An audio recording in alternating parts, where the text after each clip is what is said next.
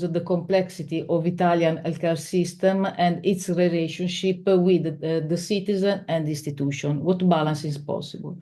Our research pointed out the critical importance of soft skills in a technical world with a relevant number of primary and secondary laws and different competencies and knowledge.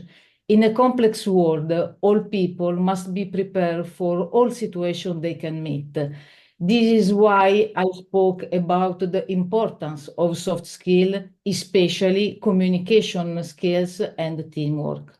As I told during the conference, most of the change process goes wrong due to a bad communication that, more frequently, is based on unclear and unexpressed thoughts. In Italy, we don't prepare for soft skills during our study, but only in a postgraduate course like my master's at Pavia University. Really was to step out of my comfort zone.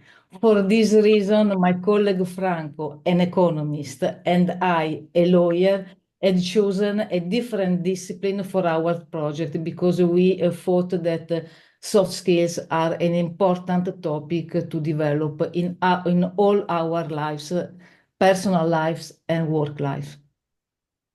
The motivation really was the difficulties in communicating different competencies and knowledge in a technical world that isn't simple for others to understand.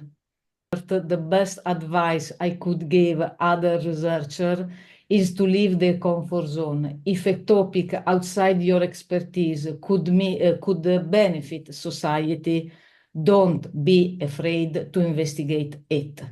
In the same way, it is fundamental not to take things for granted.